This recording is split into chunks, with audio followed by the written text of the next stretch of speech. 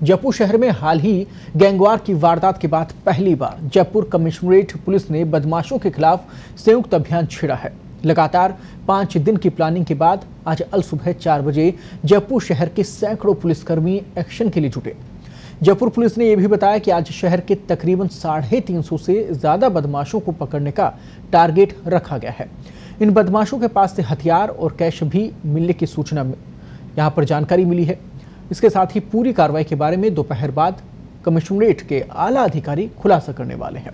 अफसरों ने बताया कि अभियान के तहत कमिश्नरेट की स्पेशल टीमों द्वारा उन्हीं बदमाशों को उठाया जा रहा है जो या तो फरार चल रहे हैं या जिनके खिलाफ 3 से ज्यादा गंभीर मुकदमे या फिर गंभीर धाराओं में मुकदमे दर्ज हैं, फिर चाहे वे नशे के कारोबार से जुड़े हुए हों या फिर अवैध हथियार रखने के कारोबार से जुड़े हुए हों।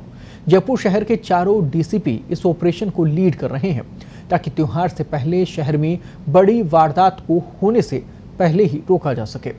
दरअसल पिछले दिनों जयपुर शहर में एक के बाद एक गैंगवार की 2 बड़ी वारदात के बाद जयपुर पुलिस ने इस सर्च एक्शन को लेकर प्लानिंग की थी और पिछले दिनों वैशाली नगर में NHAI के अफसर की दिन दहाड़े गोली मारकर हत्या, उसके बाद अजय यादव की गोली मारकर हत्या कर दी गई।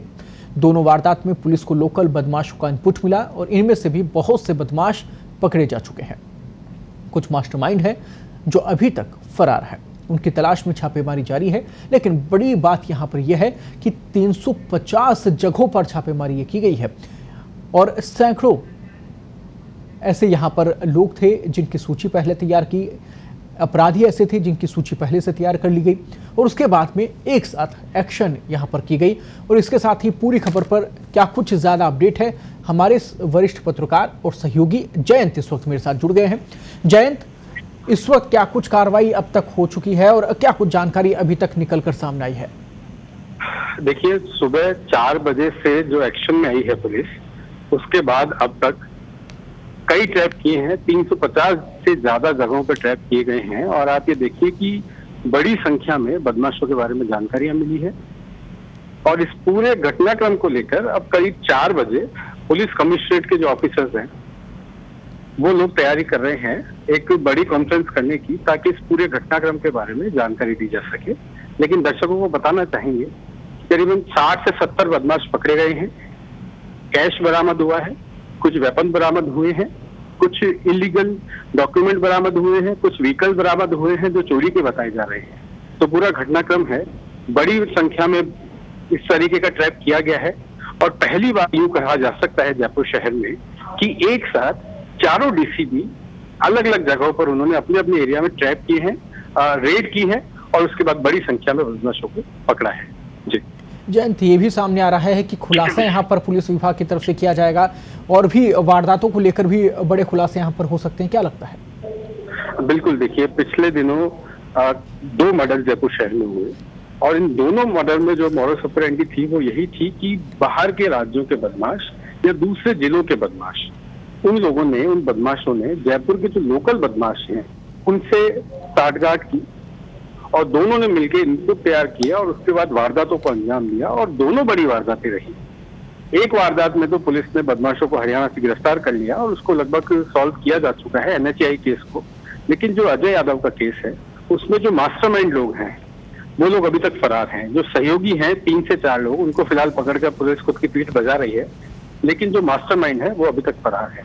और आप ये देखिए कि इस पूरे घटनाक्रम में जो लोकल बदमाशों का जो लगातार इनपुट रहा, अजय की जो लगातार लोकेशन लोकल बदमाशों ने उनसे ट्रेस की, उनसे शेयर की, उसके बाद इस घटनाक्रम को दिन दहाड़े अंजाम दिया गया।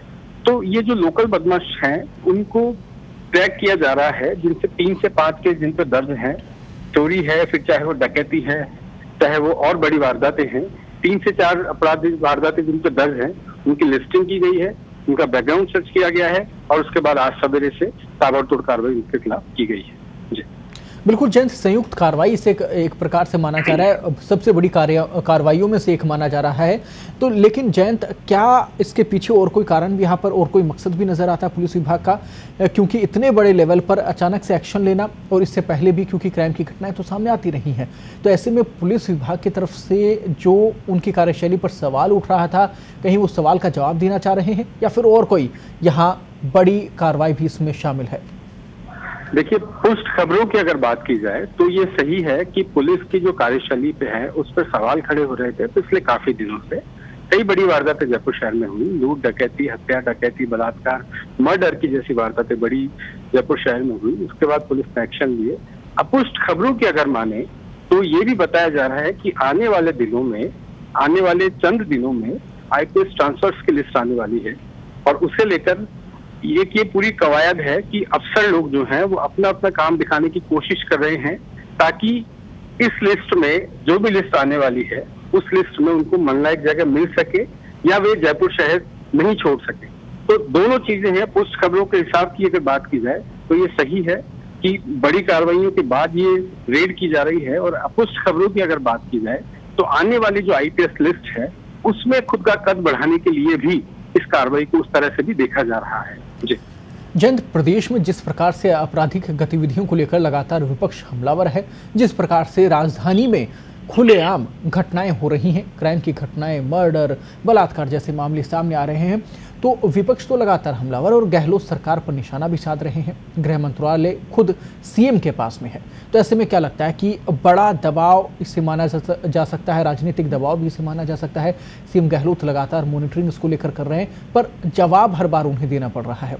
क्या कहेंगे? बिल्कुल सही है। देखिए, वर्तमान गवर्नमेंट की और लास्ट गवर्नमेंट की अगर बात की जाए तो लास्ट गवर्नमेंट में गुलाब चंद कटारिया जो रहे उनके पास गृह विभाग था और ये एक तरह से तय शेड्यूल था उनका कि हर महीने एक क्राइम मीटिंग होगी महीने के लास्ट बुधवार को, जो चाहे पीएचक्यू में हो या किसी और जगह हो, उसमें पूरे स्टेट के जो कार्यशैली है अफसरों की, पुलिस की, उस पर चर्चा होती। लेकिन वर्तमान गवर्नमेंट की बात करें तो चूंकि गृह विभाग भी सीएम के पास है, व्यस्तताएं कितनी है ये सभी को पता है और पिछले 3 साल से जो लगातार घटनाक्रम चल रहा है, पक्ष का और विपक्ष का लगातार जो घटनाक्रम चल रहा है, उसके बाद कितना समय बचता है इन चीजों के लिए ये भी सबके सामने है। तो ये सही है कि अपराध बढ़ा है इस गवर्नमेंट में और इस कार्यकाल में। ये भी सही है कि पिछले 1.5 दशक में या यूं कहें कि 1.5 साल के दौरान जो काफी समय तक लॉकडाउन रहा उसमें अपराध कम रहे। लेकिन अब जैसे ही लॉकडाउन ओपन हुआ है, अनलॉक हुआ है, तो अपराध की गति इतनी तेजी से बढ़ी है कि पिछले सालों की तुलना में इसकी गणना की जा सकती है, काफी तेजी से बढ़ी है।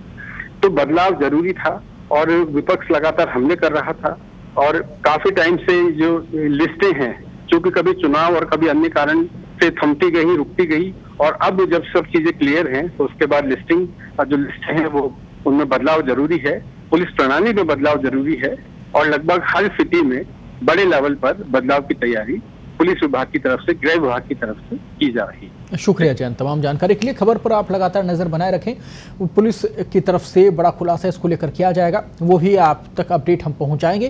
फिलहाल अब तक की अपडेट ये है कि 350 के आसपास जगह ऐसी रही जहां पर छापेमारी हुई और बड़ी संख्या में अपराधियों को, बदमाशों को पकड़ा जा रहा है और साथ ही कई मामले खुलने की भी यहाँ पर उम्मीदें जग रही हैं।